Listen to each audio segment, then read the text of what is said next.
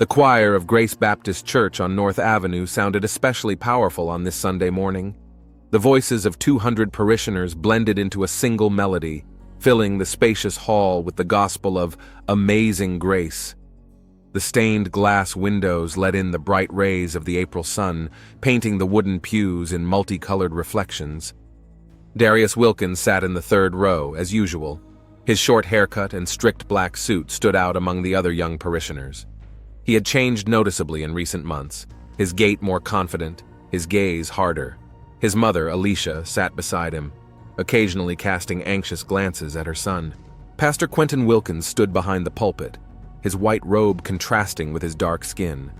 He sang along to the choir, swaying to the beat of the music. No one noticed his right hand slipping over the edge of the pulpit. As the chorus reached the climax of the song, the sound of a gunshot cut through the air. Then another. The music was cut short by screams of terror. Darius swayed and collapsed to the floor between the pews. A scarlet stain spread rapidly across his white shirt. Chaos reigned in the church. Parishioners jumped up from their seats, some rushing for the exit, others ducking behind pews. Several people surrounded Darius, trying to stop the blood. Alicia, screaming, collapsed next to her son. Pastor Wilkins was the first to regain his senses. He stepped around the pulpit and walked with quick strides toward the fallen Darius. Kneeling down beside the body, he began to pray, placing his hand on his son's head. "Lord, take the soul of this lost one." His voice trembled, but his words were clear. 15 minutes later, police cars pulled up to the church.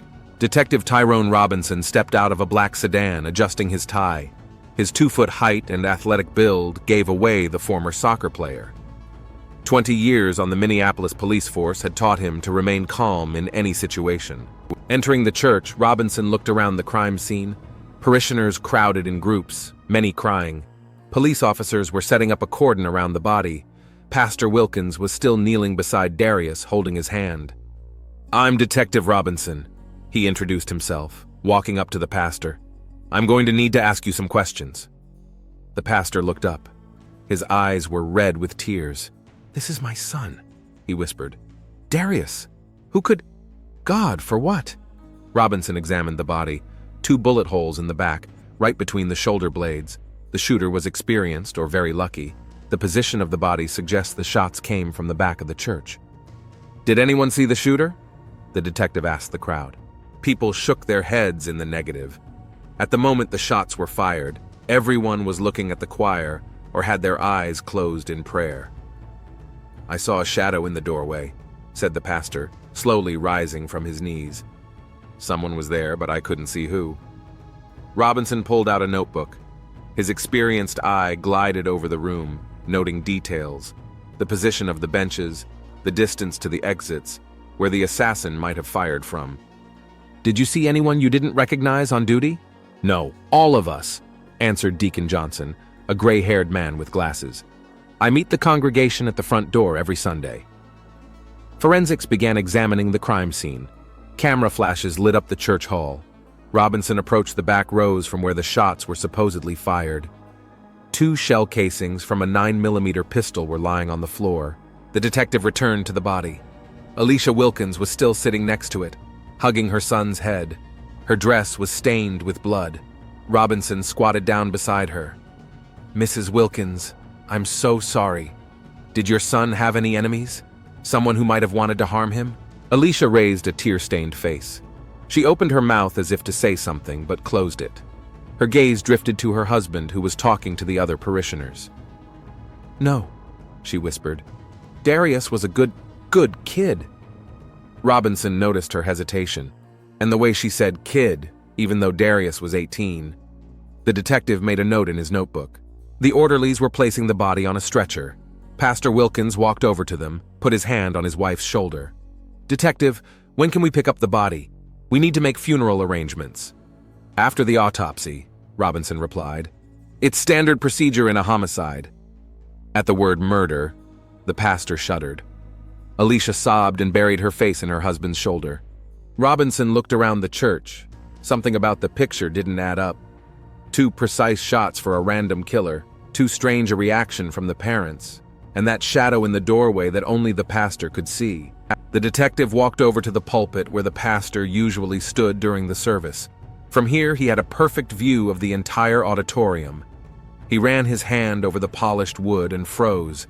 His fingers felt a small indentation on the inside of the pulpit, hidden from the eyes of the congregation. Robinson leaned over and saw faint traces of gunpowder.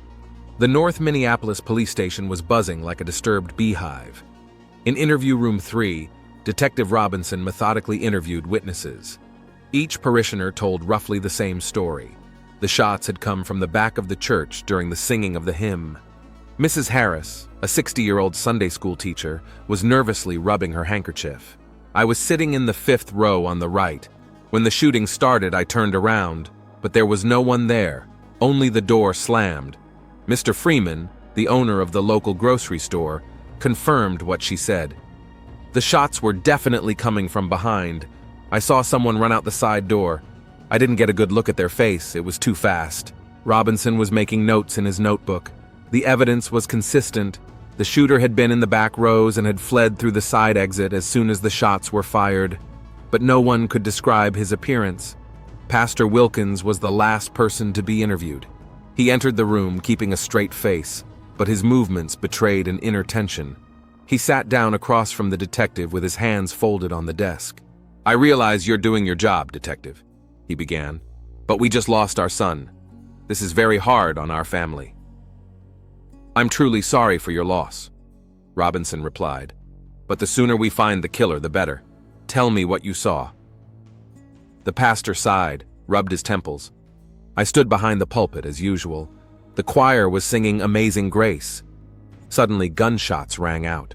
I looked toward the back rows and saw a shadow in the doorway. Someone was standing there and then disappeared. "Can you describe this shadow in detail?" "No, it happened too fast. Just a dark silhouette against the light from the hallway." Robinson nodded and changed the subject. "Tell me about Darius. What kind of son was he?" The pastor paused, searching for words. Darius was a complex child, smart, talented, but lately he'd become estranged from his family, from the church. "What do you mean, estranged?" "He stopped going to youth meetings, skipped services, said he was looking for himself. I tried to guide him to the right path, but..." The pastor's voice trembled. He pulled out a handkerchief, wiped his eyes. "Were there conflicts?" Robinson asked cautiously. "What kind of conflict there is between father and son? I wanted him to follow in my footsteps, to become a church minister. But he had other plans." Robinson noticed how the pastor was avoiding specifics, like he was afraid to say anything too specific. "Your wife mentioned that Darius was a good kid. When did the problems start?" "About a year ago. He went to college, started hanging out with new people, changed." After the interview, Robinson called Alicia Wilkins in. She looked devastated, eyes red from crying. She sat on a chair, clutching a handkerchief. "Mrs. Wilkins, I know this is hard for you, but I need your help. Tell me about Darius." Alicia took a deep breath. "He was my sunshine, a kind, caring boy, always helping me around the house, good at school." "Your husband said Darius had changed in the last year." She nodded, lowering her eyes. "Yes, he has. Searching for himself. That's normal for his age, isn't it? All teenagers go through that." "Did he have any enemies? Anyone who might want to hurt him?" "No." Alicia raised her head, tears glistening in her eyes. "Darius didn't hurt anyone. He just wanted to be himself." The last words sounded like a confession. Robinson sensed there was more behind them. "What do you mean, be himself?" Alicia hesitated, glanced at the door. "Nothing in particular, just looking for my way in life." After the interviews, Robinson assembled a team to discuss the leads. Sergeant Taylor and CSI Carter were in the conference room. "What have we got?" Robinson began. "Victim is 18-year-old Darius Wilkins, son of a pastor. 2 shots to the back with a 9mm handgun. Shooter was in the back of the church." "Looks like a hit for hire," Taylor suggested. "The shots were too precise for a random crime." "Or personal revenge," Carter added. "Someone targeted the victim." Robinson nodded. "There are a few oddities. First, the parents' reaction. There's something they're not telling us. Second, this shadow that only the pastor saw." "Do you think he's lying?" I don't know, but his testimony is different from the others, and I found gunpowder residue on the inside of the pulpit. Taylor whistled. That changes the case. You think the pastor was the shooter? It's too early to tell, but it's a theory that needs to be tested. That evening, Robinson visited the Wilkins house. The two-story mansion in a respectable neighborhood looked like a model of prosperity. Manicured lawn, white picket fence, American flag on the porch. Alicia opened the door. When she saw the detective, she tried to smile. Come on in. Quentin's in his office. Robinson made his way into the living room. Family photos hung on the walls. Darius at various ages, from infant to teenager. In the last pictures, he looked pensive, aloof. The pastor stepped out of the office, held out his hand. Detective Robinson, any news? It's too early to tell. I just have a few more questions. They sat down in the living room. Alicia brought coffee, but she wouldn't join them, citing a headache.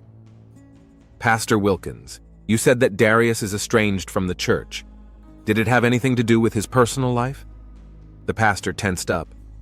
What do you mean? Teenagers often rebel against parental values. Maybe Darius was dating someone you didn't approve of? Darius wasn't interested in that sort of thing. He was focused on his studies. Robinson saw the pastor clench his fists, clearly hit a sore spot. What about his friends? Who did he hang out with? Church youth group mostly. Although lately he'd made some new friends from college. Can you name names? The pastor shook his head. He wouldn't share, said it was his own business.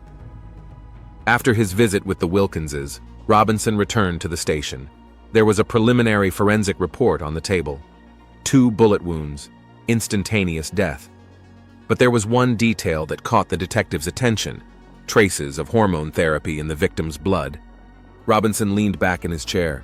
The pieces of the puzzle were beginning to fit together. Darius wasn't just changing because of teenage rebellion. He was changing his identity, and someone couldn't accept that. Monday morning began for Detective Robinson with a visit to the community college. Minneapolis North Community College was housed in a modern glass and concrete building. Robinson headed to the office of Dean of Student Affairs Monica Johnson. The dean, an energetic woman in her 50s, greeted him with a concerned look. A terrible tragedy. Darius was one of our best students. What can I do for you, Detective? I need information about his college life. Friends, faculty, any details that might help with the investigation. Monica thought for a moment, then pulled a folder from the file cabinet. Darius enrolled here last year, straight A student, student council activist. But 3 months ago, there was a change. What kind of changes?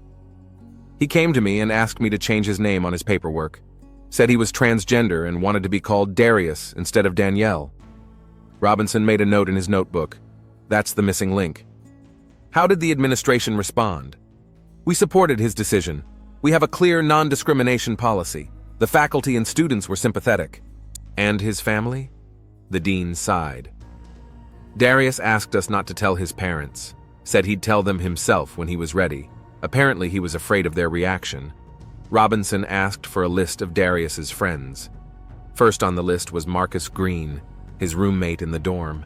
The detective had found him in the student cafeteria. Marcus, a skinny guy with glasses, looked depressed. I still can't believe he's gone, he said when Robinson introduced himself. We were best friends. Tell me about Darius, about his transgender transition. Marcus nodded. He'd been coming to this for a long time. At first, he just shared his doubts, said he felt out of place in his body. Then he'd started wearing men's clothes, cut his hair short. 3 months ago, he officially came out. How did he feel about his family's reaction?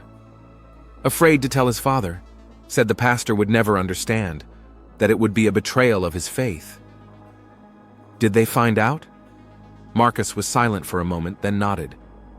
2 weeks ago, someone in the congregation saw Darius in men's clothes and told the pastor. There was a terrible scandal. What exactly happened? Darius came to the dormitory in tears. Said his father called him demon-possessed. Demon exorcism. Threatened to disinherit him, kick him out of the house. Robinson wrote down every word. The picture became clearer and clearer. Did Darius make any specific threats? No, but he was very afraid. He said his father would do anything to preserve the church's reputation. Next, Robinson met with Tasha Williams, Darius's LGBT friend from college. The girl with rainbow dreadlocks met him in the club's room. "Darius was the bravest of us all," she said. "To openly declare his identity, knowing what his family was like, it took courage." "Did you know about the conflict with your father?" "You bet I did. Darius told me how his pastor preached to him about sin, made him pray for healing, said transgenderism was the devil's work." "Were there any direct threats?" Tasha thought for a moment. "One day Darius showed me a message from my father. It said something like, 'God will punish those who reject his laws.' Darius took it as a threat." After college, Robinson went to church. He wanted to talk to the congregation, to get their opinion of the pastor's family. Deacon Johnson met him at the front door. "Detective, I was hoping you'd come. There's something I couldn't say in front of everyone." They walked to a small room behind the altar. The deacon closed the door. "I've served this church for 30 years. I've seen Darius grow up. Lately something's changed. Were you aware of his transgenderism?" The deacon nodded. "There were rumors. Some parishioners had seen him around town. The pastor was furious." "How did he react?" "He preached sermons on family values, the sin of apostasy. Everyone knew who he was talking about. And then 2 weeks ago, he was particularly harsh." "What exactly did he say?" "That God punishes those who deny their nature. That demons can invade those closest to you.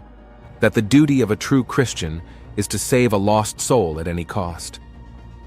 The deacon was silent for a moment, then added, "I saw his eyes during that sermon. That wasn't a pastor. That was a fanatic." Back at the station, Robinson spread out on the table all the testimony he had collected. Darius's transgender transition, conflict with his father, threats and religious fanaticism. Everything pointed in the same direction. He called in Officer Martinez, the alibi officer. "What did you find out about the pastor?" "Interesting stuff, Chief.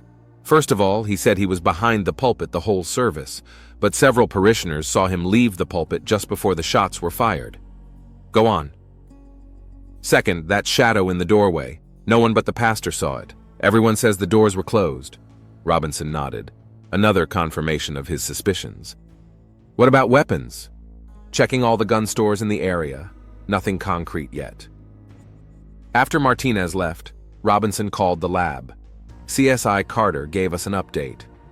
Gunpowder residue analysis from the pulpit matches the gunpowder from the shell casings. It was fired from the same gun. And they found microfibers from a church cassock on the pulpit. The evidence was piling up, but Robinson needed hard evidence. He decided to talk to Alicia Wilkins again. The meeting took place in a park near Wilkins's home. Alicia looked haggard, with shadows under her eyes. "Mrs. Wilkins, I know the truth about Darius, about his transgenderism." Alicia flinched but didn't deny it. "I guessed you'd find out. Darius was so happy after his transition, finally being himself. Why didn't you tell me right away?" "I was afraid. Quentin, he forbade me to talk about it, said it was an embarrassment to the family. Tell me about his reaction when he found out."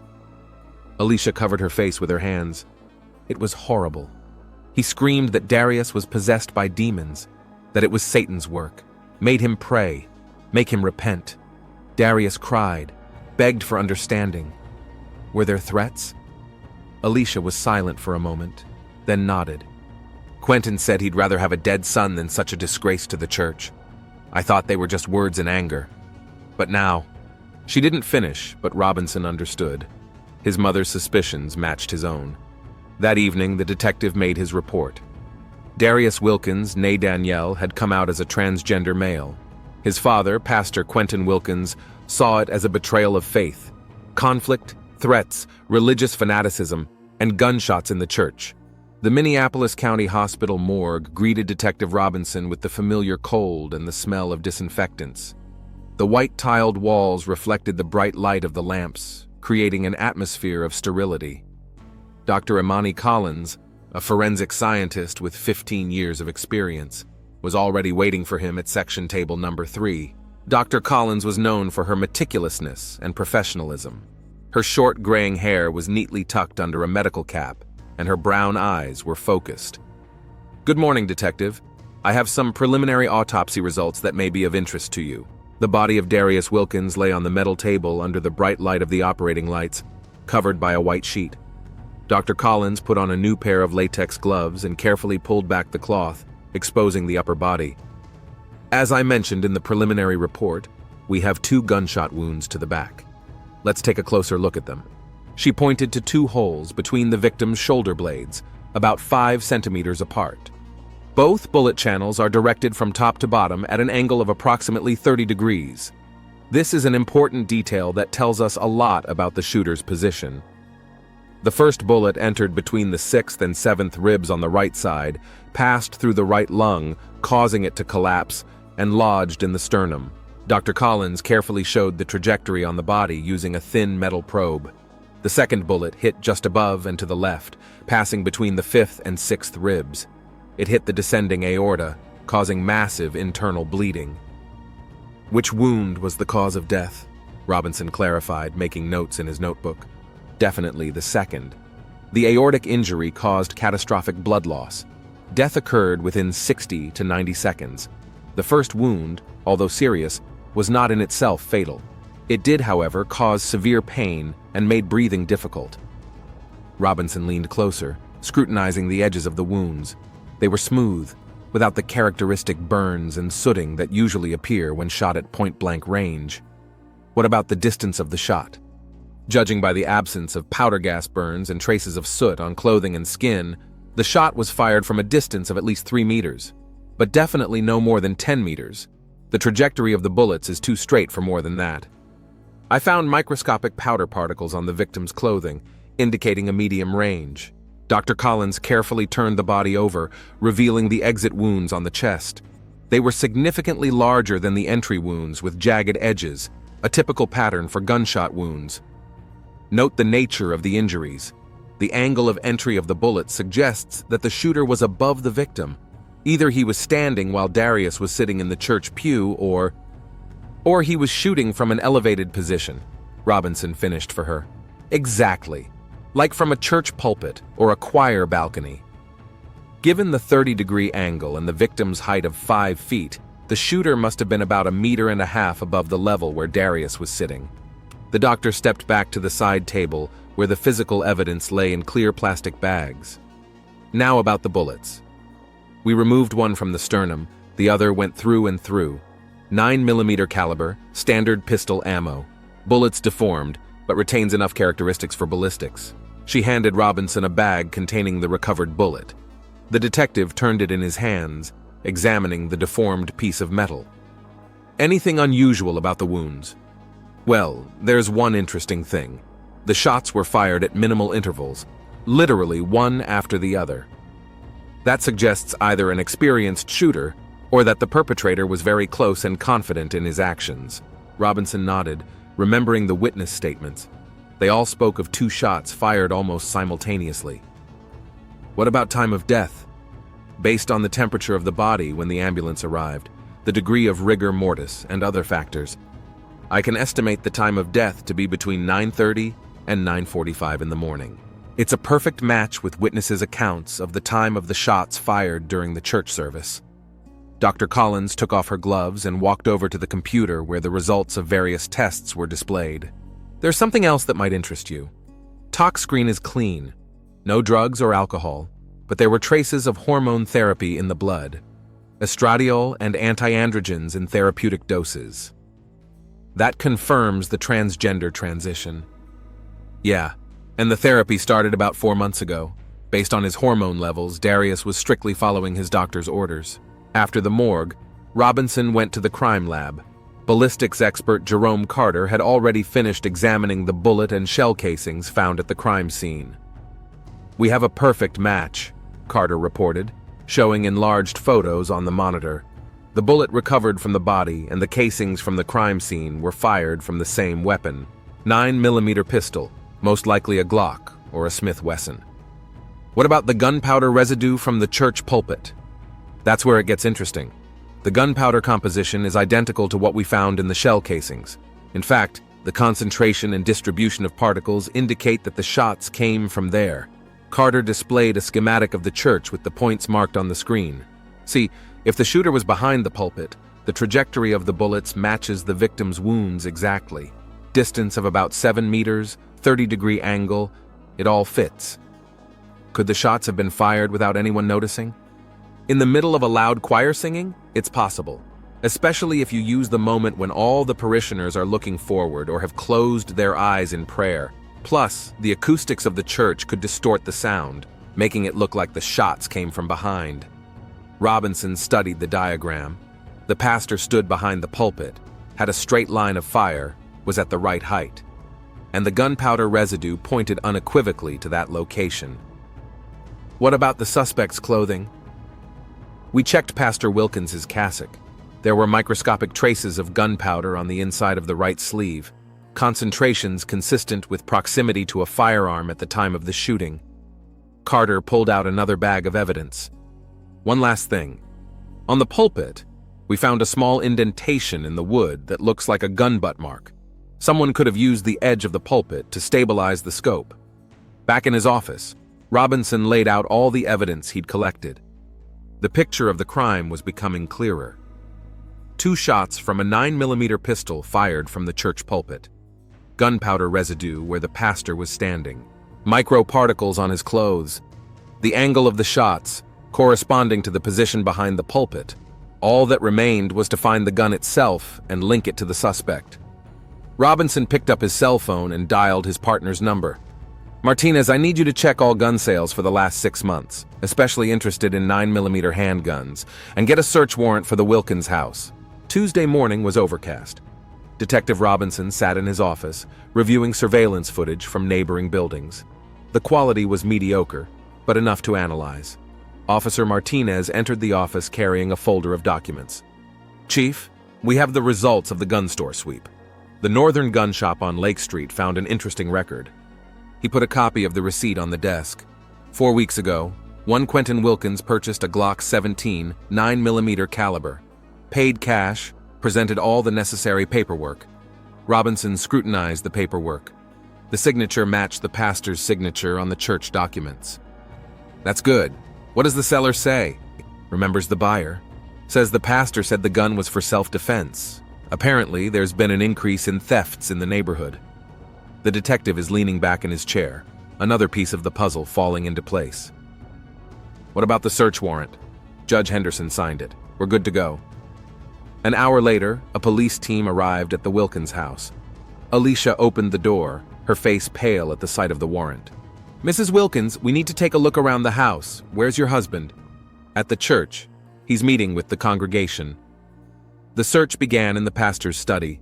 The bookshelves were filled with religious literature and seminary diplomas hung on the walls. In a desk drawer, Robinson found gun papers and an empty holster. Where's the gun, Mrs. Wilkins? Alicia fidgeted nervously with the hem of her blouse. I don't know. Quentin usually carries it with him. In the bedroom, in the nightstand by the bed, forensics found a box of cartridges, 9mm, same brand as the shell casings from the crime scene. While the search was underway, Robinson took Alicia into the living room. Mrs. Wilkins, we need to talk. When did your husband find out about Darius's transgenderism? Alicia sank down on the couch, covering her face with her hands. Saturday night, the day before that Sunday. Tell me more about it. She took a deep breath, gathering her strength. Mrs. Johnson from the church choir saw Darius at the mall. He was wearing men's clothes with a short haircut. She called Quentin. How'd he react? He didn't believe it at first. Then he started calling Darius, demanding to come home. When Darius arrived, there was a terrible scandal. Alicia stopped talking, wiping away her tears. What exactly had happened? Quentin shouted that Darius was possessed by the devil, that it was a disgrace to the family and the church. Darius tried to explain, talked about his feelings, but Quentin wouldn't listen. Were there threats? Alicia nodded. Quentin said it was better to have a dead son than one like that. I thought they were just words in anger, but then he pulled out a gun, started waving it around. Darius got scared and ran out of the house. You saw the gun? Yeah, the same gun he bought a month ago. Said it was for protection, but I always felt it was something else. Robinson wrote down every word. His wife's testimony finally solidified his suspicions. What happened Sunday morning? Quentin was strangely calm. Said God had given him the solution. I didn't pay much attention, thought he'd made his peace. After the search, Robinson went back to the station. On his desk was the video from the surveillance camera installed in the church to broadcast the services. The quality of the recording was good. Robinson scrolled down to the beginning of the service. Here was Pastor Wilkins coming to the pulpit, beginning the sermon. The camera periodically showed the congregation, including Darius in the third row. The detective followed the pastor's actions closely. 5 minutes before the fateful moment, Wilkins signaled the choir to begin the song. While everyone watched the singers, he retreated behind the pulpit, disappearing from the camera's view for a few seconds. Robinson rewound the tape, zoomed in on the image. As the pastor stepped back, his right hand slipped under his cassock. When he returned to his seat, the hand was already behind the pulpit. Next, events unfolded rapidly. The choir sang, the congregation stood up. At that moment, shots rang out. The footage showed Darius twitching and falling. Panic, screaming, people rushing for the exits. And Pastor Wilkins stood behind the pulpit, unmoving. Only after a few seconds did he step around it and head toward his fallen son. Robinson called in the video analysis experts. They confirmed the pastor's hand trajectory was consistent with the weapon being removed, and his position behind the pulpit at the time of the shots matched the ballistics. That same evening, Robinson received a report from the officer who had been following the pastor. Wilkins had spent the entire day at the church accepting condolences. No gun was found on him. The detective called a meeting of the investigation team. What we got: Pastor Wilkins bought a 9mm a month before the murder. Saturday, he found out about his son's transgenderism, threatened him with the gun. Sunday, during the service, stepped behind the pulpit before the shots were fired. Gunpowder residue indicates that's where the shots came from. But where is the murder weapon? Martinez asked. I think he got rid of it right after the crime. We need to check every dumpster within a 5-block radius of the church. The next morning, a report came in from divers surveying a pond in a park near the church. At the bottom, in the muddy soil, they found a Glock 17 pistol. Forensics confirmed it was the murder weapon. Serial number matched the gun that Pastor Wilkins bought. There were fingerprints on the grip, despite being in the water. Robinson laid out the evidence in front of him. Motive: religious fanaticism and fear of reputation. Opportunity: access to the pulpit and knowledge of the service schedule. The murder weapon was a gun purchased by the suspect himself. All that was left was to get a confession. But Robinson knew that would be the hardest part of the investigation. Pastor Wilkins was a respected man in the community, and many refused to believe he was guilty. The detective called the district attorney. A charge had to be prepared that would leave the jury in no doubt about the pastor's guilt. Every detail, every piece of evidence had to add up to an irrefutable picture of premeditated murder. In Prosecutor Sandra Washington's office, Robinson laid out all the facts. The experienced lawyer scrutinized the documents. There's enough evidence to make an arrest, she concluded. But you need more for a trial, preferably a confession. I'll try to talk to him again, now that we've found the weapon. That evening, Robinson went to church. Pastor Wilkins was alone, sitting in the front row in front of the altar. He was not surprised to see the detective. I've been waiting for you, he said quietly. Knew you'd come. Robinson sat down next to him, placing the evidence folder in his lap. We found the gun, Pastor Wilkins, in the pond at the city park. Ballistics confirmed it was used to kill your son. The pastor nodded slowly. His shoulders slumped as if a heavy weight was pressing down on them. I prayed 3 days and 3 nights, asking the Lord to show me the way. And he answered. He said it was time for me to cleanse myself of my filth. Robinson took out a tape recorder, put it on the bench between them. Are you ready to testify? Wilkins looked at the altar where the candles flickered. Yes, I'm tired of carrying this burden. The Lord sees everything, and there is no hiding from him. He took a deep breath and began his story. It all started that Saturday when Mrs. Johnson called me. Said she'd seen Danielle at the mall, but it wasn't my daughter, it was someone else. Wearing men's clothes, short hair. I didn't believe it, but she sent a picture from her phone. The pastor fell silent, clenching his fists. When Darius came home, I demanded an explanation. What I heard horrified me. My flesh and blood child telling me that he wasn't the man he was born to be, that he was a man in a woman's body. It was against every law of God. The pastor's voice shook with barely restrained emotion. I tried to reason with him. I quoted scripture, talked about sin, about eternal damnation, but he wouldn't listen. He said it was his true nature, that he was finally happy. Happy in sin. Robinson listened in silence without interrupting. He knew it was important to let the suspect speak. That night, I realized my daughter had been taken over by demons. Demons of the modern world who twisted the divine plan. I drew my gun. I wanted to scare them out of my child's body. But Darius ran away. The pastor turned to the detective. There were tears in his eyes. All night long, I prayed. And at dawn, God gave me a sign. Better to send the child's soul to him than to let her live in sin. Better to save her now, before it's too late. Did you plan the murder beforehand? Wilkins nodded. In the morning before the service, I hid the gun behind the pulpit. In a recess I'd made myself a month before. No one knew about it. I was preparing, in case demons came to our church. His voice became mechanical, as if he was detached from his own words. During the sermon, I saw Darius in the third row. I saw the demons squirming in him, laughing at me. When the hymn began, I realized it was time to act.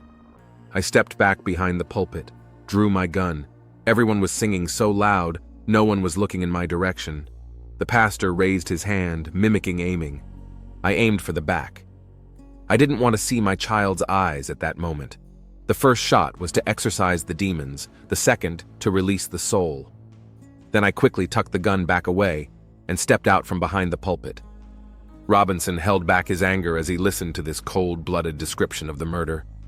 What happened next? I went over to Darius, started praying over him, asked God to accept a cleansed soul. In that moment, I believed I had saved my child from eternal damnation. What about the fifth commandment? Thou shalt not murder? The pastor shook his head. Abraham was willing to sacrifice Isaac according to God's will. Sometimes God requires the impossible of us to test our faith. Robinson realized that the man in front of him was completely convinced that he was right. Religious fanaticism had clouded reason, turning a loving father into a murderer. Where did you put the guns?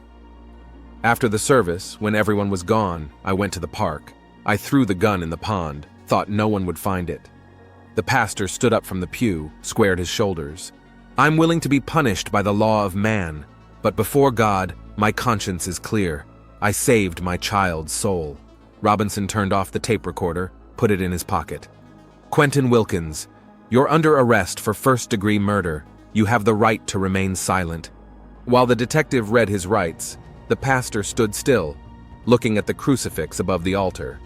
There was no remorse in his eyes, only a fanatical certainty that he was right. Police cars were already waiting outside. Journalists, who had heard about the arrest, crowded behind the fence. Camera flashes lit up the night as Robinson led the pastor out of the church. At the station, Wilkins was placed in a holding cell. He refused an attorney, saying he would defend himself on his own. Robinson sat in his office writing his report. The case had been solved, the perpetrator had confessed, all the evidence had been collected. But the heaviness in his heart did not go away. He thought of Darius, who just wanted to be himself, about the mother who had lost her son and her husband, about how blind faith can turn a man into a killer. The detective remembered the words of an old mentor. The worst crimes are committed with a clear conscience. Pastor Wilkins truly believed he was saving his child's soul. That belief made his act all the more heinous. It was getting light outside the window. Robinson put aside his pen and looked at the photograph of Darius enclosed in the file. A young man with an open face and a kind smile. He deserved to live, to love, to be happy. But his father's bigotry had taken that right away from him. The case of State Vi Quentin Wilkins became one of the most high-profile cases in Minneapolis history. The court found the pastor guilty of first-degree murder, sentencing him to life in prison without parole.